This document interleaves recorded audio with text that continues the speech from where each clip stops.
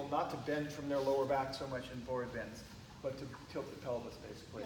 Bend from the hips. Bend from the hips. Bend from the hips. Yeah, that is a safer, much safer instruction. It doesn't completely solve the problem, but it's definitely much better than bending from the lower back.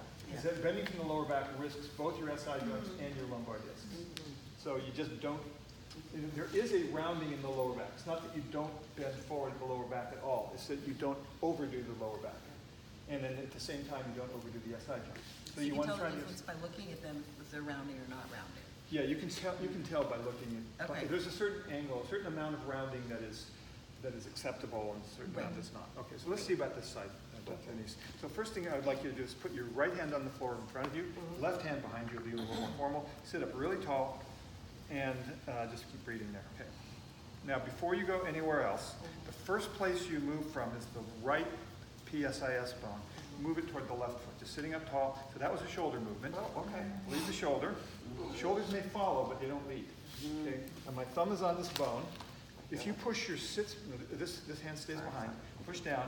Now, you can use your hands to help rotate, but think about pushing your sitting bones back on the floor, like the other way. Other way. So you're pushing. You're pushing your sitting bones forward and your ilium back. Okay. Move away from my thumb. That's it. That's it. And it's kind of more on the right side than on the left. Okay, That's the movement for Janu Shirshasana. It protects.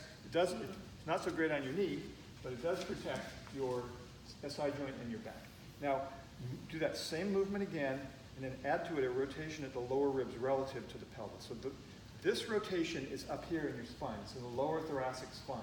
So you're not trying to transmit the rib rotation down to your sacrum, which can happen. So you move away from my thumb and rotate your ribs, lift your breastbone, and now start reaching your breastbone toward your foot. Okay, exhale, pause there. Lift again. Don't sit up yet. And then move from where my hand is down here on the PSIS bone, and then lengthen your trunk. Now with flexible people, they tend to start to shorten on the straight leg side. So you have to take your front lower ribs, imagine they're on your thigh and sliding toward the knee. That's it. And then your hands come forward, of course. And then so we want to end up with these two ribs at the same height. So lift up as if you're going to sit up, back bend your back, and rotate here. Here, there you go. And now reach your breastbone towards your foot. Take your chin down, about to there. There you go. And then lengthen through the top of your head away from your tailbone. That's it. And then for the rest, you can reach past your foot and hold on to your arm, your right wrist with your left hand. Other way. There you go. Reach your right arm further. Just work your way up your wrist. There you go. Bend your elbows. Pull them to the side and lift them up. Like this? So you're pulling on your foot, yeah. By bending the elbows here. Draw the shoulders a little bit away from the ears here.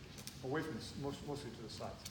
That's it. Now, if you can move from my finger here, it should protect your SI joint. Now, so there is, if the SI joint were really loose, it might just flop out of position here. So this is not a perfectly safe pose for someone who has a tendency to flop out of place, because it's a position that just moves it in the direction of going out of place, and if it's got no structure to it, it's just going to plop in that direction.